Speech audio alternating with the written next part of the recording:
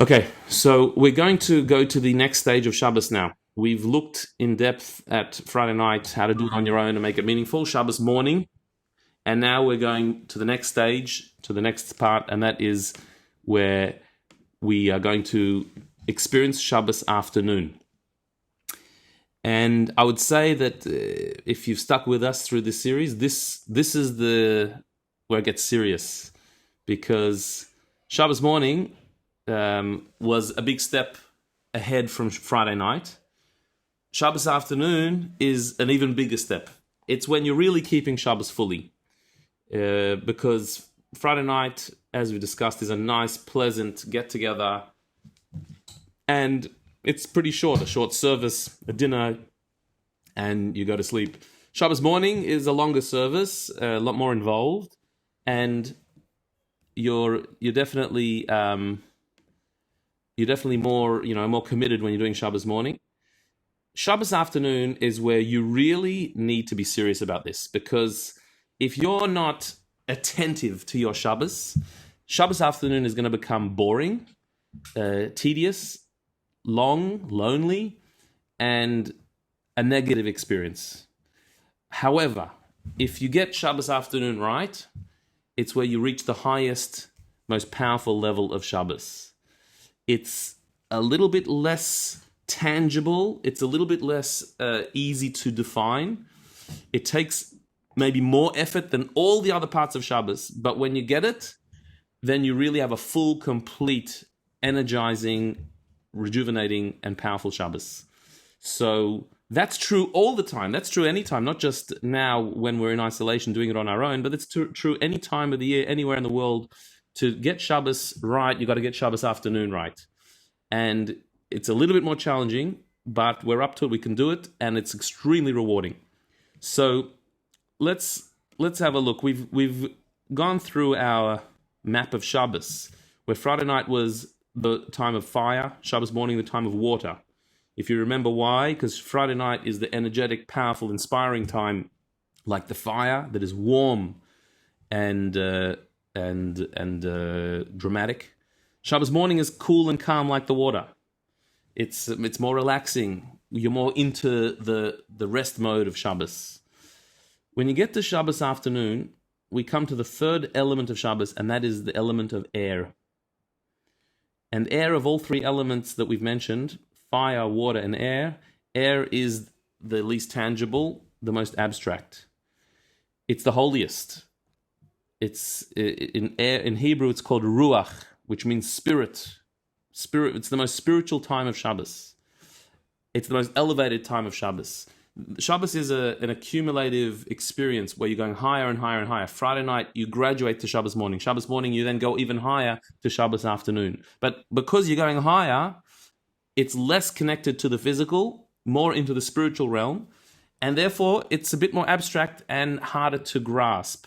So Shabbos afternoon, you need to create vessels, containers to really capture its energy. And from there, Shabbos afternoon, then Shabbos ends.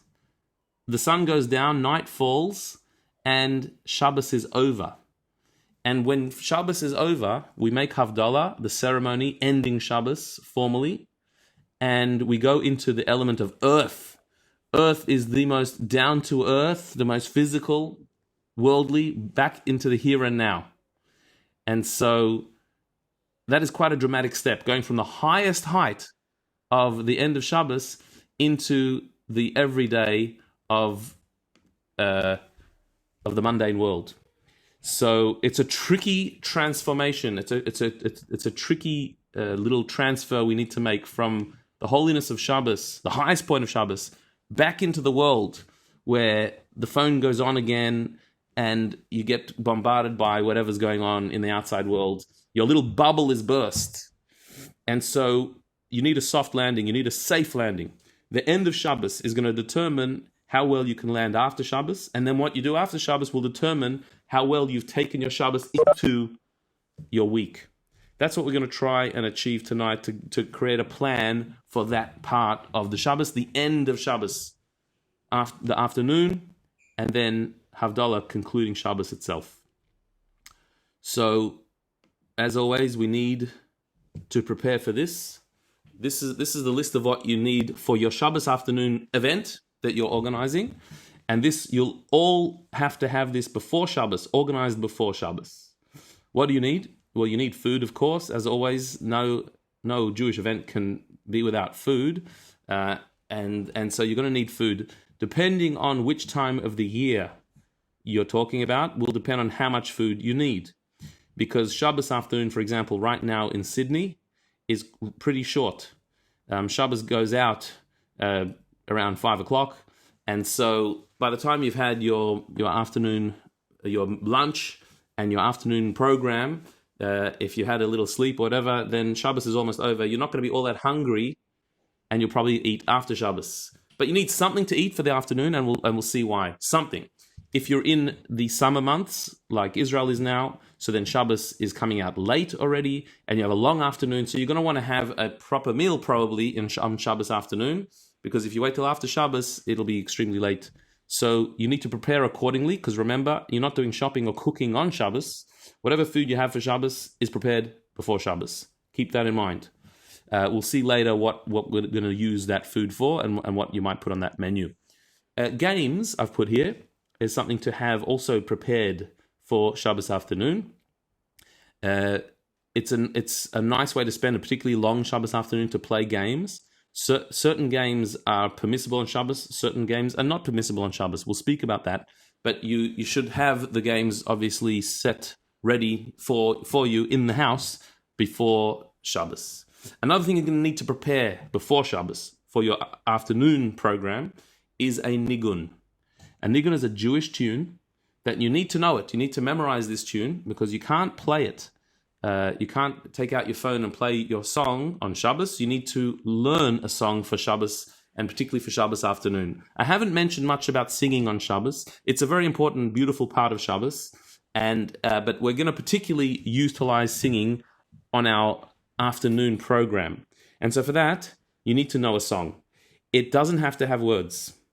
In fact, preferably not. A nigun is a wordless song that will enhance your Shabbos afternoon program, and you'll see why soon. You're going to need a Jewish story book or printout of a Jewish story, and I'm going to provide you with a link that has endless, fantastic stories that you can print out, and there are also fantastic books of Jewish stories that we're going to use for our Shabbos afternoon and ending Shabbos. You're also going to need, for Havdalah, the ceremony ending Shabbos, you're going to need some things as well. You're going to need grape juice or wine. You're going to need a braided candle and spices for Havdalah. We're going to go through what Havdalah is and how to do it. And you're also going to need a book or printout of the laws of Shabbos. For our program in the afternoon, we're going to actually spend some time studying the laws that we've touched on in these classes very, very briefly. But for your Shabbos afternoon program, a study of the laws of Shabbos is one of the most important things to do to maintain on a long-term basis to really know what you are supposed to be doing and can and can't do on Shabbos. Let's go through the program and we'll understand. But this is what you need in advance. This is your shopping list for before Shabbos, Thursday, Friday. Make sure you've got all this ready for you for the sake of your Shabbos. Let's look at your program. Your Shabbos afternoon program is this. The first thing is a shluf, Yiddish for sleep. And I've put it there. It's not compulsory, but it's important, and so we'll examine, we'll explore what the shluf is about soon. So you got a Shabbos shluf. You got some time to play games and or go for a walk and enjoy the outdoors. A laws of Shabbos study session will be also in the afternoon, studying the laws of Shabbos to gain a greater fluency in. We're going to have the third meal of Shabbos. I call it the third meal as it's called in Jewish law because Friday night is the first meal of Shabbos. Shabbos lunch is the second meal. And there's a third meal in the afternoon. We don't count breakfast as a meal. In Jewish law, a meal means having a bread, challah, a full meal, not a little snack. But the third meal of Shabbos is a bit different. We'll talk about it soon. But during that third meal, which is the afternoon meal before Shabbos ends, we're going to do our nigun meditation, our singing a tune and meditating on it. And then we're going to have a story time, which I deliberated where the story time should be before or after Havdalah. Traditionally, it's time to look into Jewish stories after Havdalah, after Shabbos ends. I've put it here just before Havdalah. It can really be either one. It's always a good time to do a story, and then to complete Shabbos with Havdalah after Shabbos goes out. Let's look at each one of these steps, how to make it happen for you, the meaning of it, what to be contemplating, and why it's important for the afternoon of Shabbos. So, shluf, there's something special about a Shabbos shluf. That when you do have a nap on Shabbos afternoon, it is very powerful. After you've had this deep relaxation, so there is an idea of having your sleep on Shabbos. In fact, our sages teach that the word Shabbos itself in Hebrew is spelled Shin Bet Taf, and it stands for Shina B'Shabbat Tanug, which means sleeping on Shabbos is a pleasure. Is a special pleasure, a delicacy. Tanug means a delicacy. And so a part of the enjoyment of Shabbos is to have a bit of extra sleep. So we do tend to sleep in a little bit more on Shabbos morning, which is recognized in Jewish law, in halacha. You find that most shuls, their weekday service is early in the morning. Shabbos morning, it's a little bit later, because sleeping on Shabbos is a pleasure. And to have a Shabbos shluf in the afternoon is also a part of the observance of Shabbos, the experience of Shabbos. What's interesting about Shabbos is that it's a soul day, but we want our body to enjoy it as well. That it's a spiritual day, a day of studying Torah, of learning extra things, of praying in a more powerful and concentrated way. But it's also a day of eating, of drinking, and of sleeping. We want our body to experience the spirituality. And this is an important part of the Shabbos experience and of the general Jewish view of things. And that is that it's not enough to have a spiritual experience in the depth of your soul. It has to be translated into your body as well. Because we are made up of body and soul. Our soul is that holy spiritual part of us. Our body is the physical part of us. If you divorce those two, if you separate those two, if you have a spiritual life that nourishes your soul, and then a materialistic, indulgent life for your body, and they're two separate things, you live a life of dichotomy, of contrast, of struggle. Trying to marry the two, bringing your body along on the spiritual journey, that your body should enjoy Shabbos, is a central motif of Judaism generally, and particularly of Shabbos, that the body should enjoy it. Your favorite foods, eat them and enjoy them. Have a sleep so your body feels rested and rejuvenated. It's not only for your soul, it's for your body as well. And when you do that, you actually start to transform the physicality of your body. Your body becomes a partner of your soul rather than a hindrance to your soul. Rather than your body just wanting to be materialistic and physical, and going against the desires of your soul, if your body enjoys it, so then you'll enjoy it more fully, more completely. It's interesting. This is an important principle in all spirituality from a Jewish perspective, and that is that our body does resist spirituality.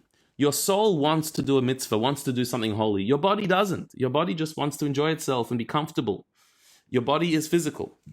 And our entire life, we're struggling between our higher self, our soul, and our lower self, our body. When you do things that are spiritual, but the body enjoys, like a sleep on Shabbos afternoon, like a nice meal on Shabbos, you're actually aligning your body with spirituality, and its resistance is weakened. So we can all recognize this, that Shabbos can become something that we look forward to on a very visceral, physical level. We just enjoy it physically. It's not just a mitzvah that we do for the sake of a mitzvah. We're doing it because our body actually wants to do it. I would like contrast this to Yom Kippur, for example. Yom Kippur, our body is not so interested in. We're not so excited about Yom Kippur. But we can be excited about Shabbos. Yom Kippur is a day for the soul. Shabbos is a day that the body is with the soul. So having a sleep on Shabbos is important. Although one of the sages did mention that this idea that sleep on Shabbos is a delicacy, and you should enjoy the sleep on Shabbos, well, a delicacy you tend to only eat a little bit of. Like caviar, for example, is a delicacy. You don't have a whole plate full of caviar. You have a little tiny piece on a little cracker. That's how you enjoy a delicacy. In the same way, Shabbos should not become a day that you just sleep the whole day. It shouldn't become the day where you're exhausted from the week, and so Friday night you fall asleep in the soup, and then you sleep in the morning, and you get up late, and then you're up for a little bit, you have something to eat, and you're back asleep in the afternoon. We are exhausted, our body is exhausted, but it shouldn't become purely a day of sleeping. Sleeping more than the week, that's good, but like a delicacy, have a little bit of sleep here, a little bit of sleep there. Don't overdo it. Of course, you don't want to ruin your whole schedule as well. You sleep on Shabbos afternoon, then you can't sleep after Shabbos, and then the next day you're all a mess. But a nice little nap is fine. I think I've convinced you to do that. And also sleeping is similar to what Shabbos itself is, and that is returning your soul to its source. When you go to sleep at night, your soul actually goes back to its source, where it comes from.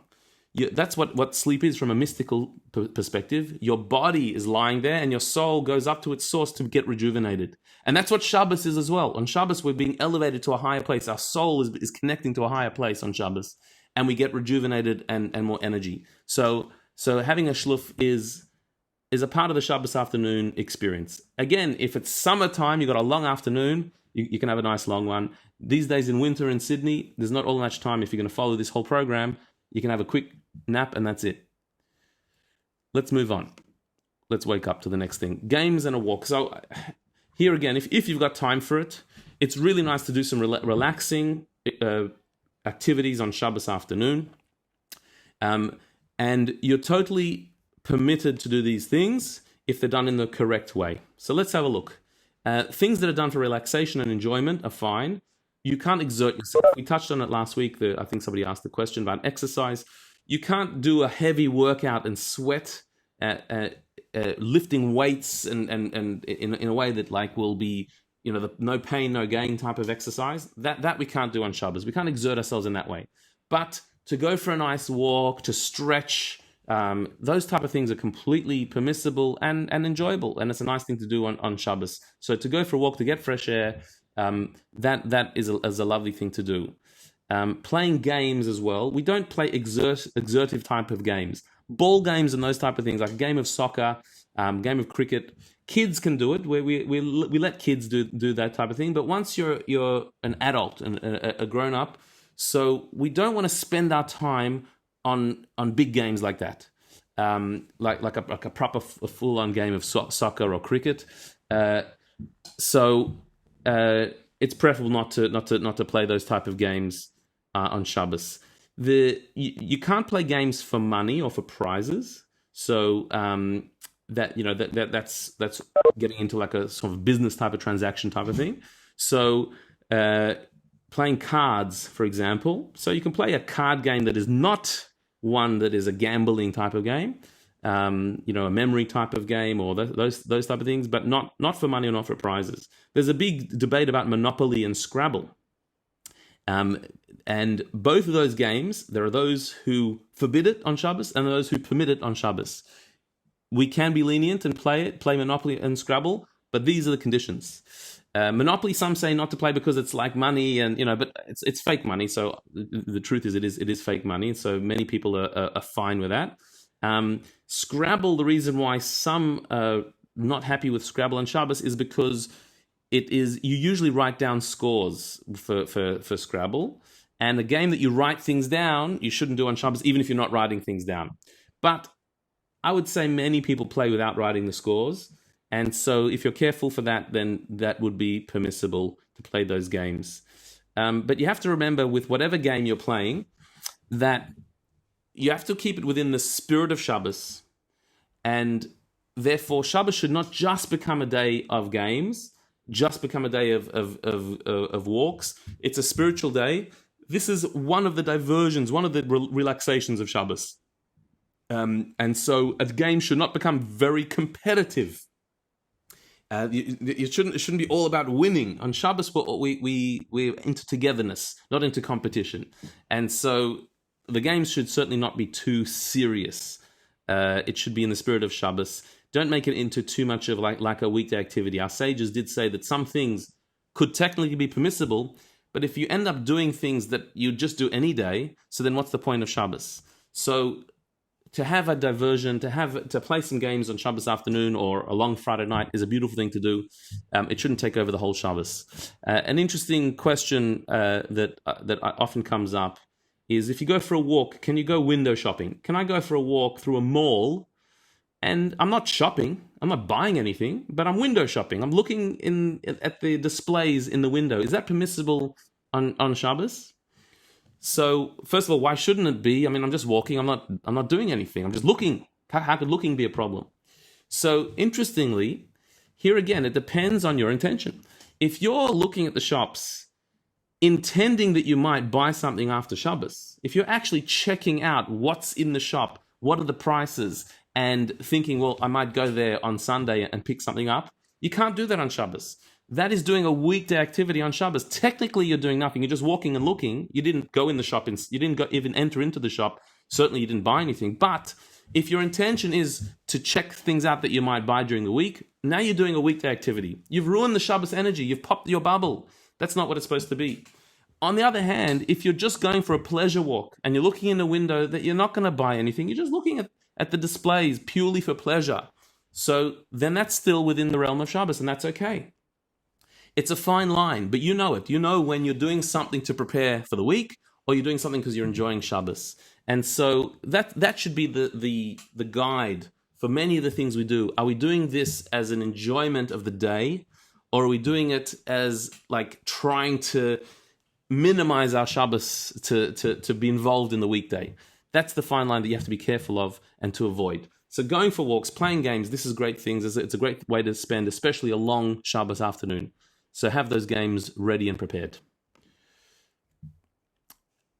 Now, as the afternoon stretches on, you should set for yourself a time to do a study session of the laws of Shabbos.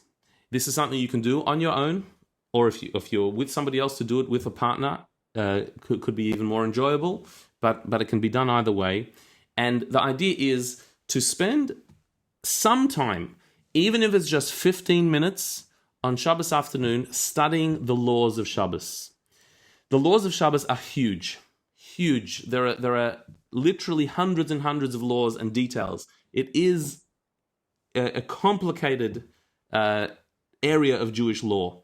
We've just touched on a few little bits and pieces of the Jewish law of Shabbos in this class, but there's a huge amount to learn and a lot to know in the food preparation. We spoke about games and what games are and not permissible, in self-grooming, how you can brush your hair, how you can brush your teeth. There are a huge amount of laws, many laws, all to do with the laws of Shabbos, and they are complicated. If you learn 15 minutes every Shabbos, you will accumulate over time knowledge and awareness. Things will come up that you never knew you could do. Things will come up that you never knew you couldn't do. And you need to refresh your memory and learn them again. But it makes the Shabbos more meaningful. It connects you with the laws and engages you. And so I think it's really important, even if you think you know the laws of Shabbos, I guarantee you don't. I don't. I learn the laws of Shabbos constantly and always find new things that, I didn't realize that. I didn't remember this. I never heard of that one. And don't be scared of knowing too much either. Don't be scared that, maybe I shouldn't learn the laws because then I'm going to realize I can't do anything, or everything I'm doing is wrong. Don't be scared. There's always correct ways of doing it, and it'll only enhance your Shabbos experience knowing the laws. And so I think to dedicate time on Shabbos afternoon to study those laws is a perfect time to do it. Where should you find those laws? So we, thank God, are living in a time when all Torah knowledge is so accessible, so well explained in English that we can understand. So you can find books and online resources that are fantastic and easy to access. Kids' books are sometimes the best ones to use. I've got here a book. Unfortunately, being a kid's book in my home, it doesn't have a front cover anymore, but it's a book called the 39 Avot Malacha of Shabbat, which means the 39 categories of work on Shabbos. It's a kid's book, but I bought this. I think I didn't even have kids yet when I bought it. It is. Look how it's designed. It's a picture book, and every page has different illustrations of activities, and it tells you what is and is not permissible on Shabbos. Each page goes through a different category of work. So, for example, this is the page of harvesting that I randomly opened to. Harvesting is forbidden on Shabbos. Now, when's the last time you harvested? I'm not a farmer. There haven't been farmers in my family for several generations. Some in Israel, there's a few farmers there, but Jewish farmers, like it's been a while since we've had them. And yet, one of the laws of Shabbos is do not harvest.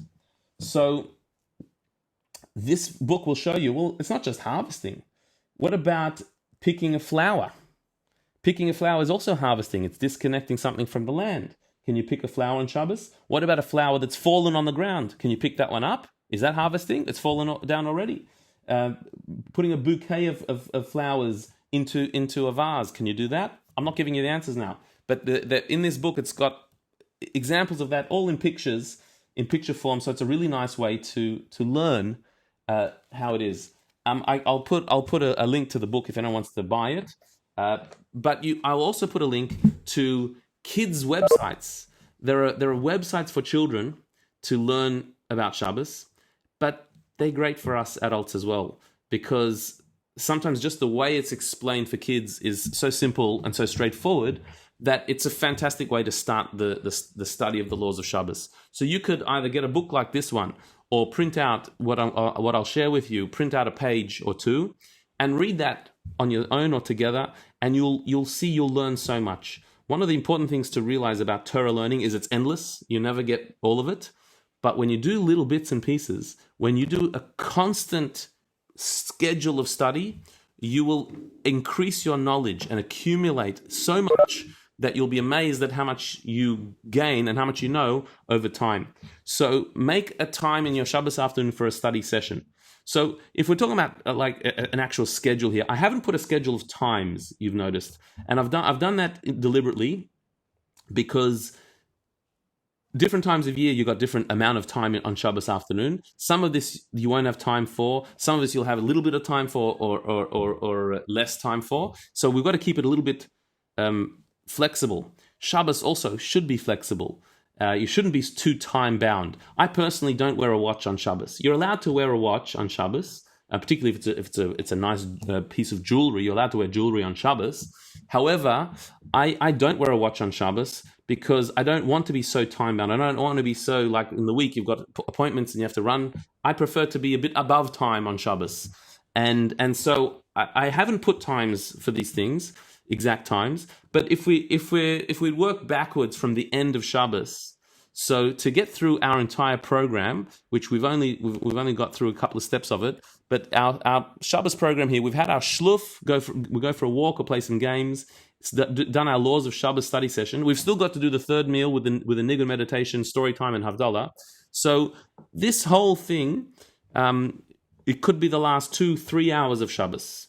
In wintertime now, when Shabbos is ending at 5:00, so you finished your lunch, by 1:30, 2:00 maybe, and then you can start your shluf and then go for a walk. These are the last few hours, couple of hours of Shabbos. Your study session, like I said, 15 minutes is great. If you can do more than 15 minutes, fantastic. If you don't want to go for a walk and you want to have a longer shluf or a longer study session, that's also fine. It's not set in stone, but the idea is to try and get this full experience of Shabbos, the relaxation of the body, some study for the mind, learn some laws, and now we've got to the third meal.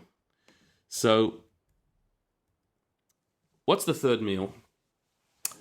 The third meal of Shabbos is the holiest time of Shabbos. It's the highest time of Shabbos. It's right at the end. And this would be in the last hour of Shabbos. This is when you would do this meal. Some people do have a full meal, and like I said, if it's summertime, you might want to do that. You're hungry by the end of Shabbos. Others just have a snack, and it's a custom in some circles, including the Chabad custom, is to only have a small snack, not to eat a full meal at this time. And one of the reasons for that is that the 3 meals of Shabbos correspond to the 3 great Shabboses that bracket history. What do I mean? At the beginning of creation was the first Shabbos ever. God created the world in 6 days, and he rested on the 7th day. Our Friday night meal is a celebration and a commemoration of the first Shabbos of history when God rested. That's why we say in the Kiddush on Friday night, Vaychulu hashamayim va'aretz, we start with the words, and the heavens and the earth were completed, and God rested on the 7th day. We describe the creation of the world, and we mention it in our prayers as well, because the Friday night meal is commemorating the very first Shabbos of history where God created the world for 6 days, and then he brought rest, he brought meaning, he brought holiness into the world. 6 days was days of work. He was creating, he was making. The 7th day he stopped making. But it was the 7th day. It's still a part of creation. A part of creation is not creating, is holding back. That's what the first Shabbos was that God did, and we keep Shabbos for that. Friday night corresponds and commemorates the Shabbos of creation. Then there was a second great Shabbos of history, and that was the Shabbos at Mount Sinai, when the Jewish people left Egypt and 50 days later stood at Mount Sinai to receive the Torah, which we're going to celebrate next week on the festival of Shavuot. That happened on Shabbos. That the event of Mount Sinai was actually on a Shabbos. The Jewish people received the Torah on Shabbos. This was the second big Shabbos of history, the time when we received the Torah, the wisdom of God, put into words that we can understand, and it was given to us at Mount Sinai. And so Shabbos morning corresponds to that second Shabbos of history, the Shabbos of Mount Sinai. That's why on Shabbos morning we read the Torah then, the Torah that we were given at Mount Sinai, and we spend time at the meal speaking about the parasha of the week and studying into it. In the prayers we mention the fact that God gave the commandments to Moses for the Jewish people. So Shabbos morning is a commemoration of the second great Shabbos of history, Mount Sinai. The third great Shabbos of history is yet to come, and that is when Mashiach comes. Our sages tell us that just like there are 6 days of the week and the 7th day is the day of rest, so too history is 6 millennia and a 7th millennia of rest after Mashiach comes. We are now in the year 5780 from the creation of the world, and that's Adam and Eve were the day they were created was 5,780 years ago, and that means that we are in the middle or towards the end of the 6th millennia. We're close to the year 6000. The 7th millennia is the Shabbos of history, when the world as we know it will cease and will go into a higher state, a spiritual world, a world where there'll be peace and harmony, a Shabbos existence, a full-time Shabbos existence. Mashiach will come sometime before that, and the 7th millennia will be a time of absolute rest. That's the biggest Shabbos, the ultimate Shabbos of history. And we're told that every Shabbos is a taste of the world to come. It's a taste of what's going to happen then. If you want to know what it's going to be like then, well, what it's like now on Shabbos. You don't work on Shabbos. Your food is all ready. Okay, you made it, but it's all ready. And you're in a more spiritual state, a more connected state, a peaceful state. There's no competition. Remember, we play games, but not such competitive games. All of that rush of life that is normal now will not be when Mashiach comes, just like on Shabbos it isn't. And so the third meal of Shabbos corresponds to that third big Shabbos of history, the futuristic Shabbos, the time when Mashiach will come. Because we haven't had this yet, we haven't had Mashiach yet, it hasn't come yet, it's a very spiritual thing that is the future, so this time of Shabbos is a more elevated spiritual time. That's why we don't emphasize the food so much at this meal. It's a meal, but a little snack is enough. It's not about the food. What this meal is about a real spiritual connection. To try and go into the deepest place of the soul that we have for the entire Shabbos. We had a beautiful Friday night and a beautiful Shabbos morning, but Shabbos afternoon is when we try and go into the air, the most spiritual element of Shabbos, into a bit of a futuristic Mashiach redemption type of world where we're a little bit above our physical surroundings. And so this is a very elevated time. And to try and capture that energy, I'm going to suggest to you to do a nigun meditation. A nigun is a wordless melody. And the truth is, you know many of them. I'm sure you know many wordless tunes, or you know some tunes that you don't know the words, so you can sing the tune. There are songs that we sing in shul. There are beautiful Jewish songs, and I'll also send you a link to listen to others that you can learn during the week. You need to take a song that you connect with, preferably one that is slow and contemplative, but one that you know, and at this time, at the end of Shabbos, to sing it. I don't know if you're a good singer or not a good singer, but it's not relevant. This is not a performance or a show. This is a meditation. Take a tune that you know, that is in your head, and close your eyes and sing that song over and over and over and over. See how long you can stretch this. See how long you can go doing this, where your eyes are closed and you're entering into the total spiritual connectedness of Shabbos. You're entering into the world of the soul. The reason why this works and can be very powerful is that singing is an extremely powerful spiritual tool. We all know how powerful music is and how it speaks to us very deeply.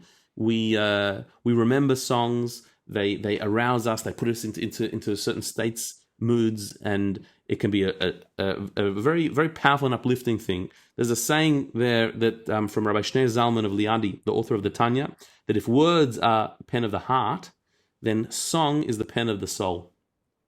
Words, talking, is expressing my heart, expressing my feelings, but a song is going deeper than my feelings. It's going into my soul. So I'm expressing my very soul through the song. That's why when you listen to a song or you sing a song that was created by a holy person, the holiness of the composer actually envelops you. It takes you and you're connecting to their soul.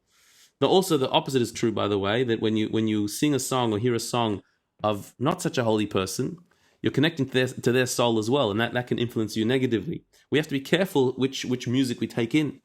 These songs, the songs called nigunim, the wordless melodies, they were authored by very lofty souls, and when you sing it and connect to it, you connect to that loftiness, and it arouses your soul very, very deeply.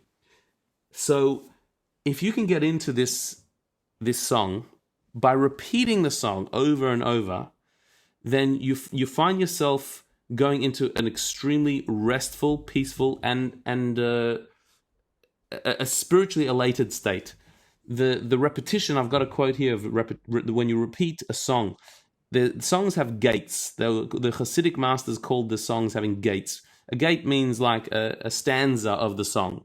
Each section of the song is a new gate.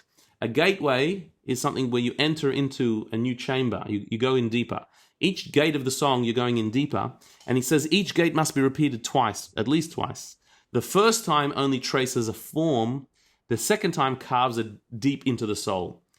Meaning, if you just sing a song, it traces a form, it doesn't get to you. If you repeat the song, each time you repeat it, it goes deeper into you. You go in, and you can lose yourself in it. There's a point where when you sing a song a few times, the first time you sing it, you're a little bit self-conscious, even if nobody's there. You're a bit self-conscious because, am I singing it right? Do I sound silly? What am I doing? If you sing it again, you get more into it, more comfortable with it. And after a few times of singing it, you're not singing the song is singing you. You're like in it, you're immersed in the song. I don't know, maybe I sound crazy saying this, but it's really true. Like you can actually really experience some depth.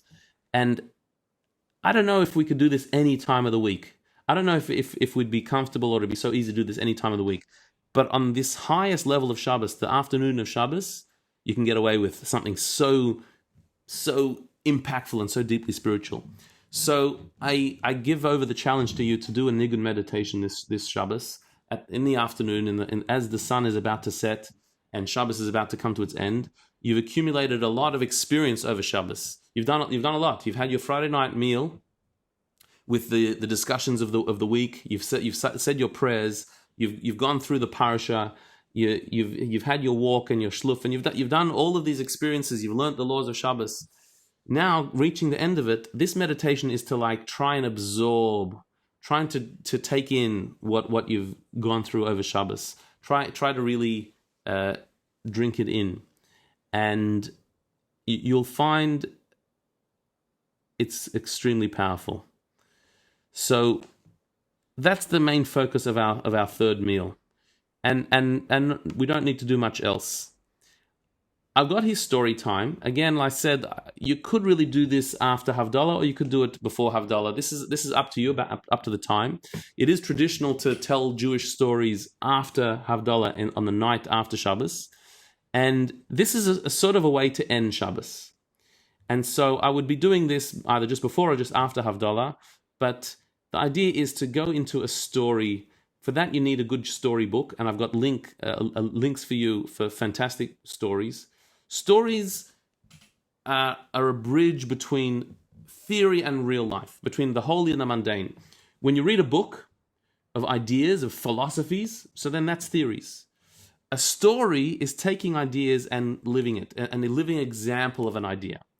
And so a story is a way to bridge between the world of theory and the world of practice. It's also between the holy and the mundane. A story is about people, things that they've done, the real life world. We're not just reading a book now, we're not just singing a nigun, but we're actually telling a story about real life. And so a story is a bridge between Shabbos and weekday. We're about to go into the week. Shabbos has ended, and we're about to go into our mundane world. It's scary to do that. If you've really entered Shabbos, if you've reached that high level of Shabbos, if you've gone from the fire to the water to the air, to come back down to earth is quite a shock. So to prepare for that, a good story it transports you to a spiritual world, but it's about the real mundane world. It brings you back down to earth as well. And so we have beautiful stories in our tradition of righteous people doing good deeds, of poor people being helped, of miracles that were done by great holy people. When you read these stories, it captures your imagination. They're stories about real people, but they're stories with beautiful messages. So story time has to be a part of the bridge between Shabbos and the weekday.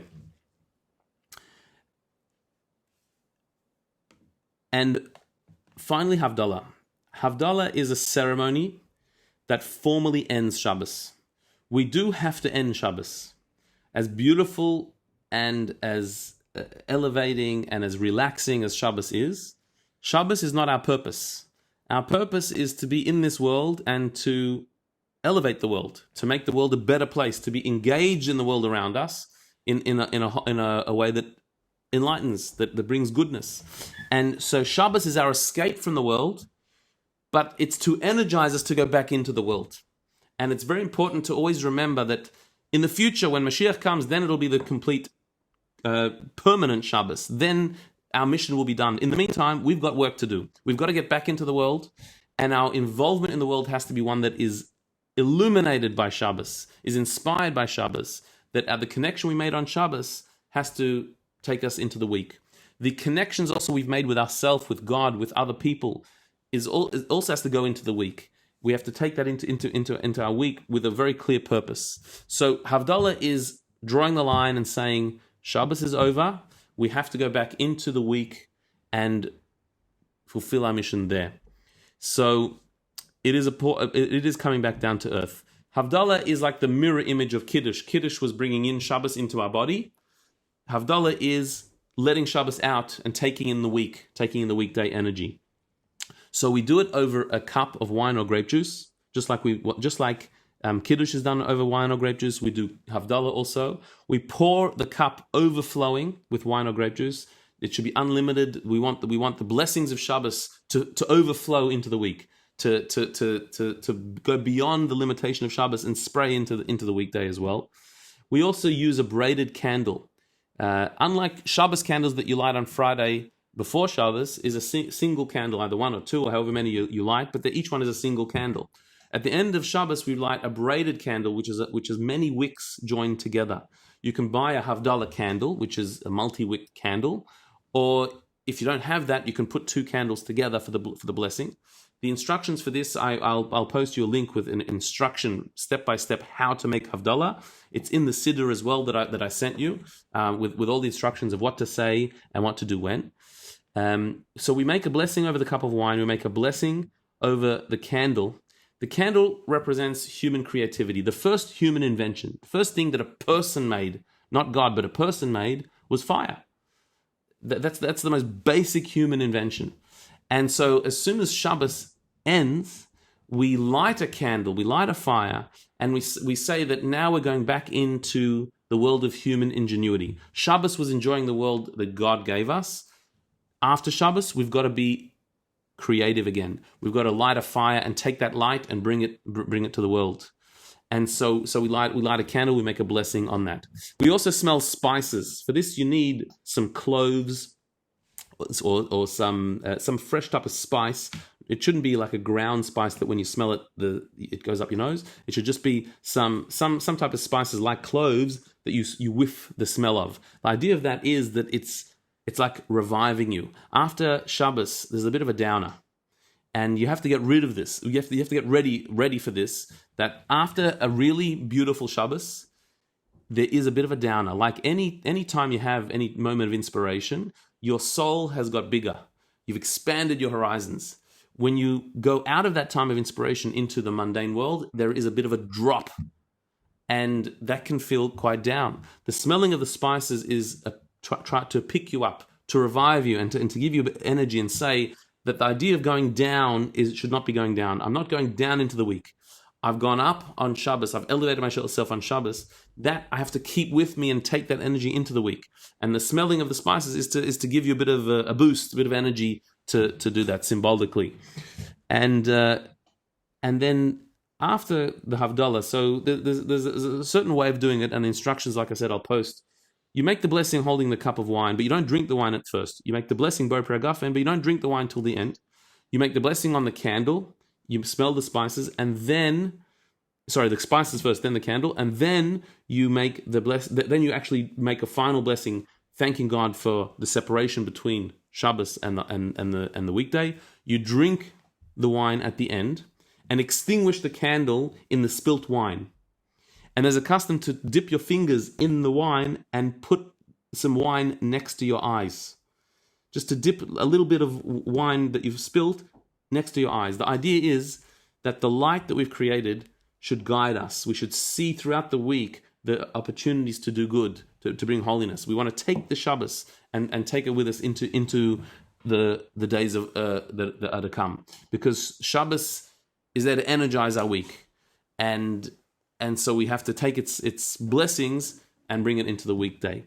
So I just mind the gap that be careful of the leap back into the mundane.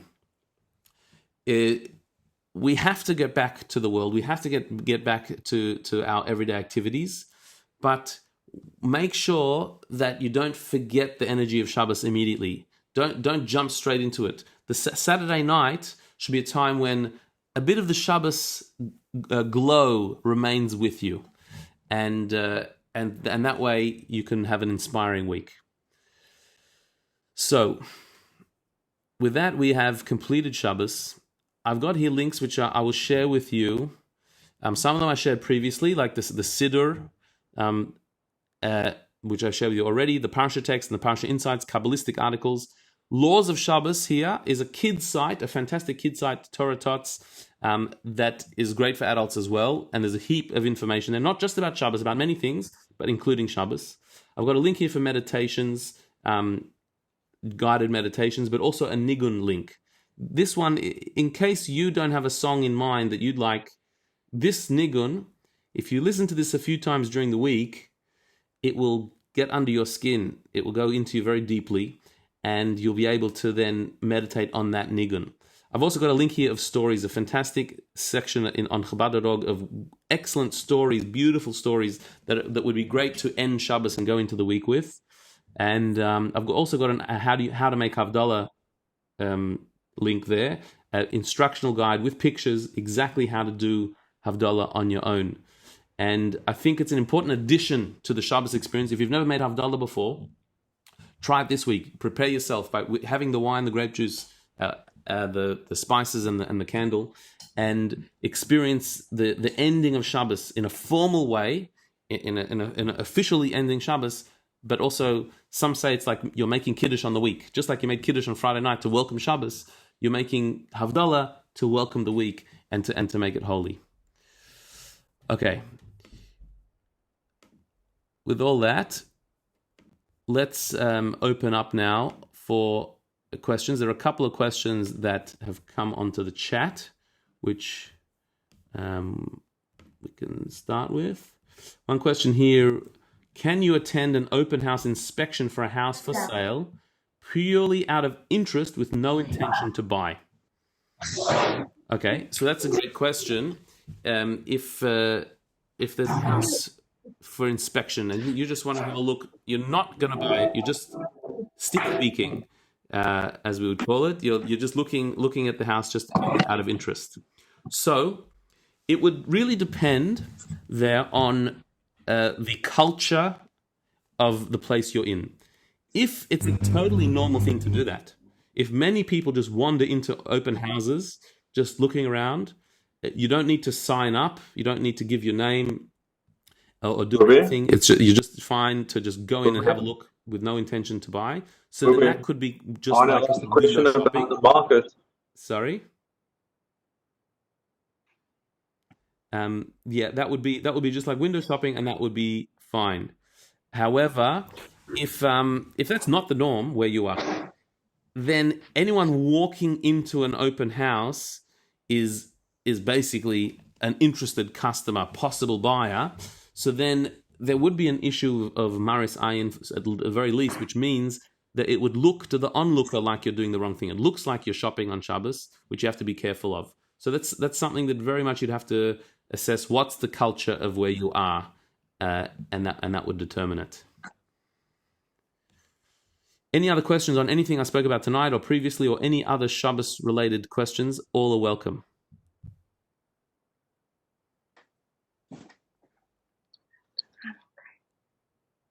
Yeah?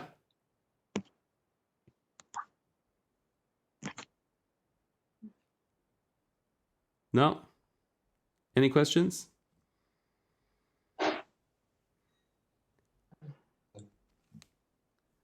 Okay. Well, of course. Oh, here we go. I've got a question on the chat. Is it okay to arrange for someone to pick up veggies from the market? So you want to get some vegetables on Shabbos. You've asked somebody else to go and buy them for you on Shabbos. So that is problematic. Basically, even to get a non-Jew to do something for you on Shabbos is, generally speaking, forbidden. You can't have somebody go and do something that's forbidden on Shabbos on your behalf, even if that person isn't Jewish.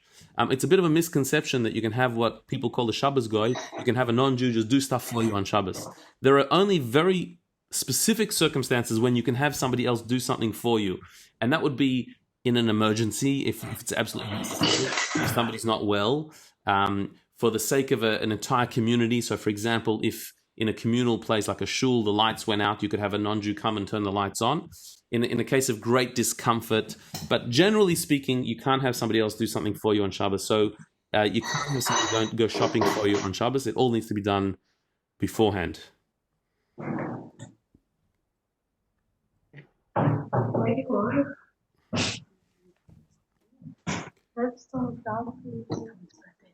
Any other questions?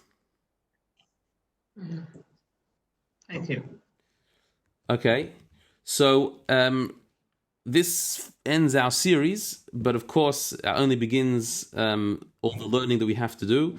I'm very, very happy always to answer questions that you have about your Shabbos experience. the laws of Shabbos or anything else that I can do to help improve it and make it better. And may we all enhance the Shabbos experience to the point where we'll come to that final Shabbos, the Shabbos where it's always Shabbos, all the time, and we'll be well prepared because we know exactly what to do.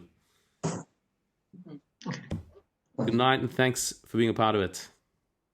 Thank you. Thanks, Rabbi. Amen. Thank you very much. All the Thank best. you. Keep well.